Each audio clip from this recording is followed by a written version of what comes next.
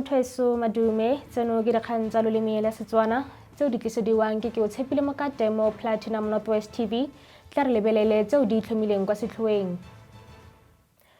Lefapha la thuto le romela matshidiso go ba lelapa la morutwana yo tlhokafetseng wa kwa sekolong sa Huhudi. Mo go tse dingwe, Komiti ya kgotlapeomolao ya Northwest e kgala tiriso ya dijanaga tse di seng mo molaong mo maemong a siameng go pega barutwana. Tla re simolole ka tsa mono porofenseng. Ba lelapa la ga Motsumi kwa motseng wa Ganyesa mo Northwest ba mo khutsafalong ka ntlha ya go tlhokafalelwa ke mosetsana wa dingwaga tse 16 morutwana wa mophato wa bo-10 kwa sekolosegolo sa Huhudi Amantle Motsumi o tlhokafetse ka Labotlhano morago ga magatwe a gore mogokgo o mo otlhaile mo go le barutwana ba bangwe ka go ba gapeletsa go taboga mo jarateng ya sekolo. Mokhuduthamaga wa thuto Viola Motsumi o ikuetse gore lefapha le dirisane mmogo le balaodi ba ba maleba ka nako ya dipatlisiso. Sebuedi sa lefapha la thuto ke Mphata Molokwane. The Northwest Department of Education mourns the sudden passing of a grade 10 learner from Huhudi Secondary School, which the incident took place on Friday after a medical emergency during school hours. The principal alerted the parents and called for an ambulance, but the learner tragically passed at a clinic. MEC Viola Motsumi expressed condolences and emphasized the importance of understanding the incident's circumstances. The department is providing psychological support services for affected family members and the school community starting on Monday. Komiti ya Lefapha la Pabalesego ya Setšhaba le Tsamaiso ya Dipalangwa mo kgotlapeomolao ya Northwest e dirile ketelo ya go lekola kwa Bosetšhaba Combined School jaaka karolo ya lenaneo la beke ya tlhokomelo kwa sedikeng sa Ngaka Modiri Molema. Komiti e tlhatlhobile dijanaga tse 16 tsa baithuti ba ka nna 202. Mo thulaganyong ya beke e sa tsang go feta, komiti e fitlhetse gore dibese dingwe di ne tsa tshwanela ke go tsewa ka ntlha ya go tlola molao wa pabalesego. Mo tiragalong e nngwe, motlamedi wa ditirelo o fitlhetswe a dirisa Iveco ya ditulo tse 26 go rwala baithuti ba ka nna 46, e leng se se ka bakang kotsi tse di masisi. Re di wetsafatsa porofense mme re tsena mo go tsa Bosetšhaba. Batlhankela kwa kantorong ya moporesidente ba re dithulaganyo tsa dipaakanyo tsa kopano ya ntlha ya Bosetšhaba ya Puisano ya Bosetšhaba di tsamaelana le molao wa tiriso ya matlole a puso. Sebuedi kwa kantorong ya moporesidente Vincent Magwenya a re komiti ya ditona e eteletsweng pele ke motlatsamoporesidente Paul Mashatile e dira ka natla mmogo le mafapha a farologaneng a puso go rulaganya didiriswa tsa Puisano ya Bosetšhaba. UNISA e tla tshwara kopano ya ntlha ya Bosetšhaba ntle le tuelo, e tlamela ka mafelo, dijo le ditirelo tse dingwe. Magwenya o ne a tlhomamisa gore madi a tla tshegetsang kopano ya Bosetšhaba a tla tswa mo ditekanyetsokabong tse di leng teng tsa khansele ya Bosetšhaba ya tlhabololo ya ikonomi le ya badiri le tsa boporesidente. Moporesidente Cyril Ramaphosa o netefaditse ka Labotlhano gore puisano e tla tswelela jaaka go rulagantswe.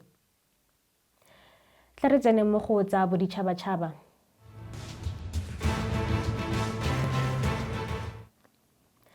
Baemedi ba lekgotla la ditšhabakopano ba kgadile dithulaganyo tsa Iseraele tsa go laola Gaza fa Tonakgolo Benjamin Netanyahu a ne a gatelela gore e ne e le tsela e molemo ya go fedisa ntwa.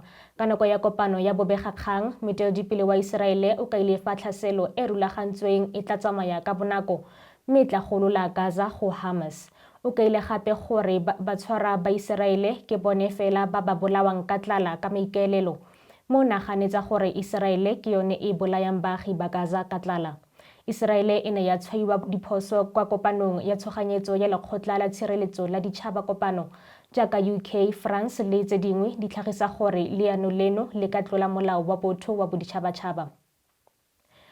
Dikutlafatsa boditšhabatšhaba mme re tsena mo go tsa kgwebo.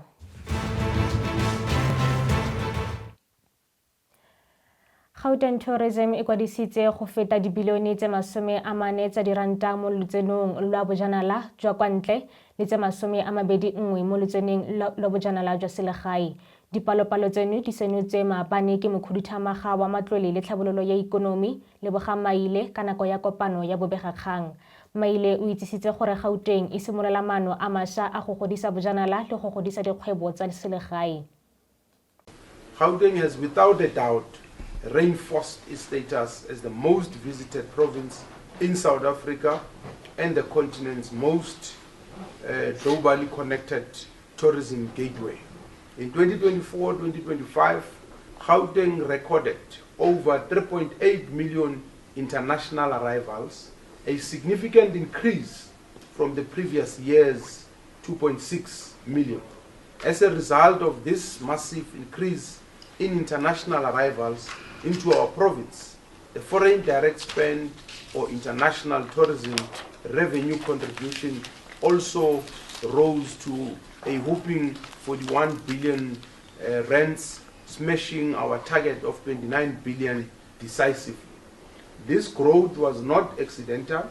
It is a product of targeted strategic investment in increased airlift capacity, new air routes development, and heightened and impact-driven destination marketing initiatives and strategic bidding and hosting of catalytic signature events, conferences, and exhibitions. Ladies Re di wetsa fa tsa kgwebo mme re tsena mo go tsa metshameko.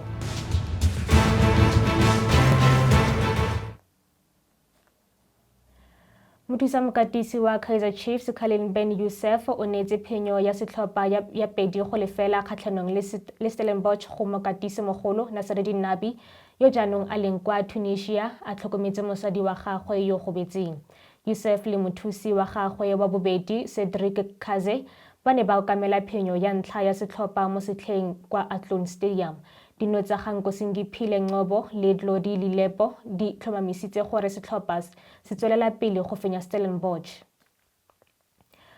Mo go tse dingwe tsa metshameko, Orbit College FC mo Betway Premiership e fentswe ke AmaZulu ka 1-0. Le fa go ntse jalo, mokatisi Pogiso Makhoye o santse a na le tsholofelo mme o gateletse seabe se se siameng sa ga Monnapule Saleng. Mokatisi o akgotse motshameki yono ka kgolo le maitemogelo a gagwe, a tlhalosa fa go nna teng ga gagwe gongwe ka batshameki ba le bantsi. Orbit College FC e ipaakanyetsa motshameko o tlang kgatlhanong le Siwelele FC o rulaganyeditsweng ka moso kwa Dobsonville Stadium kwa Soweto. Ka jaanong re di wetse ka tseo di itlhomileng kwa setlhoeng. Lefapha la thuto le romela matshidiso go ba lelapa la morutwana yo tlhokafetseng wa kwa sekolong sa Huhudi. Mo go tse dingwe, Komiti ya kgotlapeomolao ya Northwest e kgala tiriso ya dijanaga tse di seng mo maemong a siameng go pega barutwana. Re di wetsa fa mo gaetsho go fitlhela re kopana gape mo nakong e tlang ke Keotshepile Mokate, motho weso sala sentle.